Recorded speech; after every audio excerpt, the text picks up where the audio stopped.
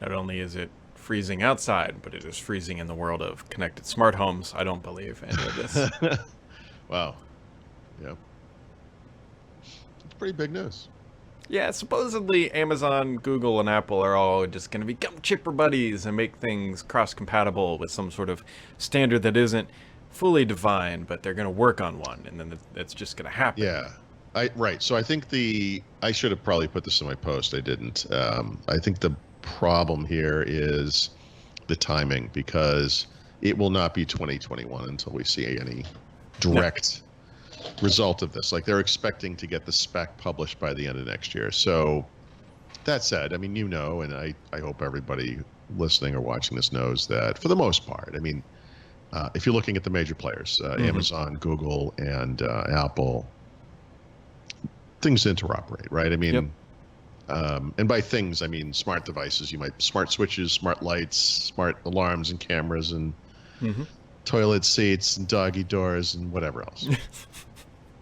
Whatever that thing is. I mean, for the most part, right? I mean, most of it already kind of works. Yeah. So I mean, I'm optimistic. Well, I'm not even optimistic. That's a lie. I think this is the way it was going to go. It's like it should be, but we don't have different kinds of electricity going to houses. I mean, we do have different kinds of like heating. Not just fuels, but different ways of heating houses.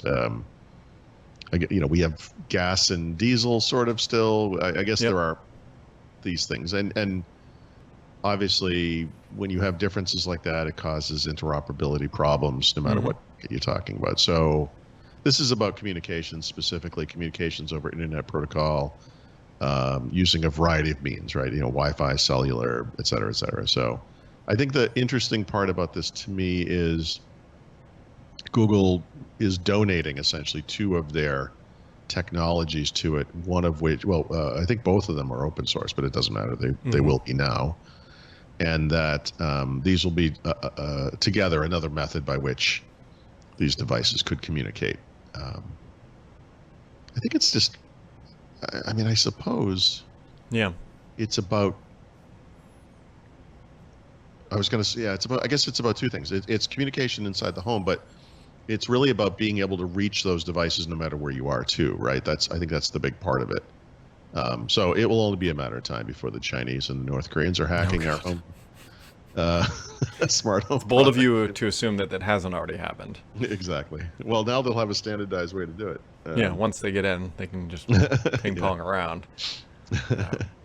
So I guess, Samsung is part of this, by the way, too, because there's some kind of an alliance that has several members. IKEA is part of that. Philips Hue, or whatever they're called now. A bunch of other companies. Notably, for us, Microsoft, it's not part of it. But it's going to be a while, right? I mean, I think more companies will join over time. It would behoove Microsoft to be part of this. Because if there's a seamless way for stuff that's already being made for others to work on your platform that is unpopular, obviously you want to become part of that. I mean, that's why Microsoft's embracing things like PWA or React Native or whatever. I mean, this is by being inclusive, like you just become part of the party. Yeah, it'd be great if I could control all my smart home stuff on my PC with. I think the point here is it should just kind of work no matter what you are using. I think that is great, really, right? I mean, you may not. Maybe you'll often use your phone, right? You're out in the world, whatever it is, but maybe at one point you're somewhere and you need to do something and your phone isn't there or whatever it is. I mean, yes, I mean that. It's good. So we will wait and see. On paper, it looks good until everybody gets mad at each other and can't decide on the spec. And then, well, I don't know. Maybe this is like the W3C of smart home communication. And then they all got to implement it, and then they all got to, Yeah. Oh, you're right. Actually, that's another big issue. This applies only to new devices. Now, granted, like I said, I mean, all the existing stuff in the world, it already pretty much works with everything, right? So, and people are making decisions based on this kind of thing. Like, I know, like, you don't have to think about it too hard, but if you went to Lowe's and you were like, I'm going to buy a smart switch or whatever, you want to make sure it works with the Amazon thing. It does. Like it always does, I think if you have for some reason decided to use Samsung or Cortana, you have to be a little more careful about that kind of thing. You want to make sure, But if you're on Amazon or Google or an Apple, for the most part, I think Should you're be all not right. guaranteed, but pretty much guaranteed compatibility. Yeah. So we will see. That looks I don't know. Yeah, it's good. Yeah. I'm hearing this too. We'll see. I think this is going to play out as it Mhm. sounds. I don't think we're going to see any major Windows features next year. I desperately hope that that's true. Yeah. Well, I mean, just hearing through the grapevine that there's nothing, or there's not going to be anything, because 19 or 20H1 is already locked down, right? That's done. So do you? I mean, this is one of those things. Well,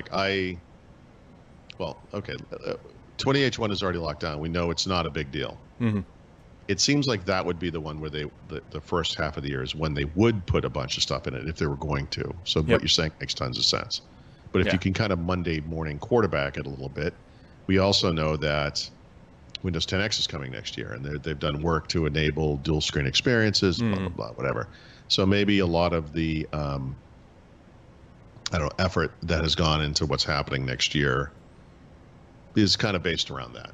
Yeah, and don't confuse, not Paul, but like there's engineering efforts under the hood. That's primarily what I'm talking about. Yeah. And then there's UI and visual elements. That's a totally different group. But the infrastructure support doesn't look like it's changing really, which means that there's no major changes, which is fine because they've had a resounding that should success never with all change. these major features that have been released over the past couple of years. So I'm gonna it's hard.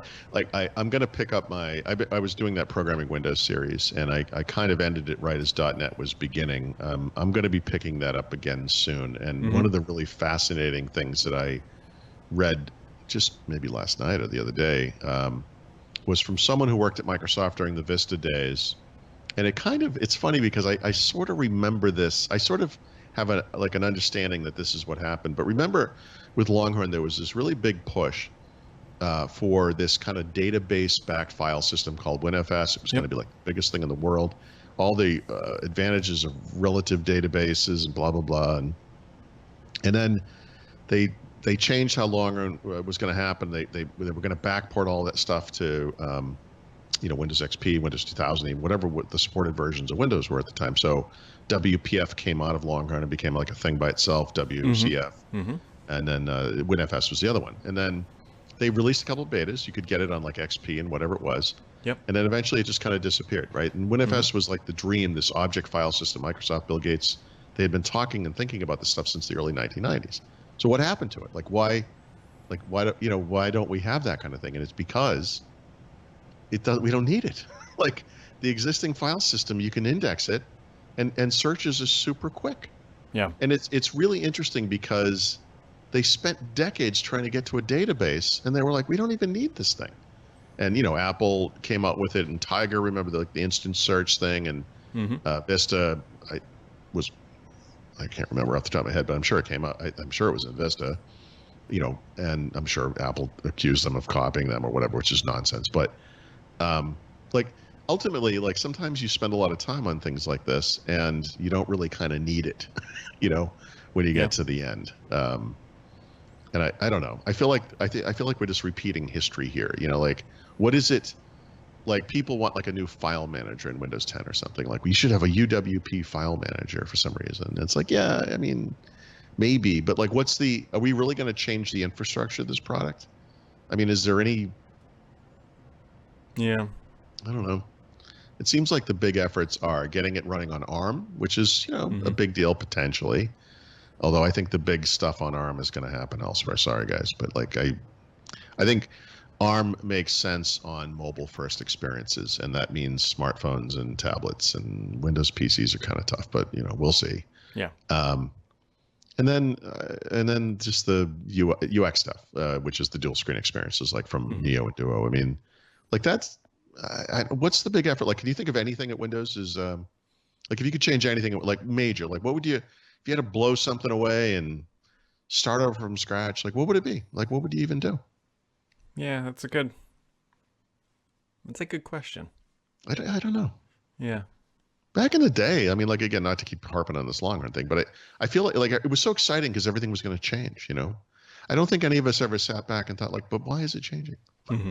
You know, like, I mean, it was cool, like graphics. We were going to get like hardware accelerated graphics. Like that was cool, you know? Yep. There was some communication stuff, like the WCF stuff there. It was cool. All right, great. You know, but like the database stuff, it's like, why do we need this? Yeah. You know, like what's the point? Yeah, I don't really need ray tracing on the desktop. Like, I don't know. Maybe you do. Little squirrely ray trace thing. Yeah, like the icons just shimmer as the Yeah, cursor goes across the exactly. screen Am I or having a something. I don't stroke? even... Like, what's going on here? No, you launched Notepad. Yeah, I guess really they did do a major change, right, with Windows 8, and we all hated it. And then they put it right back. That's the other thing. I mean, that happens. That's happened to Microsoft a bunch. Mm-hmm. You know, everyone was harping on them. And again, this was longer in time frame, but like this Vista thing, like Apple's killing you. They have hardware accelerated graphics. They get like translucency effects on the menus and blah blah blah. And like, you know, years go by, they finally ship it, and it's like, oh, my computer can't run this. I got to buy a new computer. What's wrong with you people? Like, it's like you've been harping on us for 5 years to do this. You know, I don't think anyone was harping on them to do Windows 8. I mean, that was maybe the problem there. Yeah, they changed it because they felt like they needed to, and then yeah, that's what happens when the dictator takes over. It goes south. Yep. You got anything else for today, Paul? We are going to have Cryptic Chris on. Cryptic Chris is going to join you. This is me combining Chris and Capicella into one short word. Chris Capicella, the Chief Marketing Officer of Microsoft, will be on Windows Weekly today, so that should be cool. That's usually a really good show. I have to talk to Mary Jo still. I don't know. I have some pointed questions for Chris today for sure. So we'll see. About WinFS. About WinFS, yeah. Hey, Chris, you know, back in 2003, you guys promised something called WinFS. What's going on with that? I haven't seen a beta in a while. Status update on that.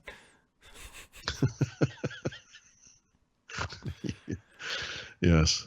I wanted to talk about a mistake you guys made 15 years ago. No, hear me out. I'm gonna tie it into today. I promise. Yeah. So I think some of the people who worked on it are still at Microsoft. I'm sure they are. Maybe. I don't know. A lot of the big guys are gone. Yeah. A friend of mine who used to work at Microsoft just sent me a photo the other night of him and Jim Alchin having dinner. Jim said hi. I miss him. Still time to go back. I know. Still time. I know. I could use you, Jim. I could use your leadership. But unfortunately, we are all out of time. We'll catch all of you right back here tomorrow. Maybe.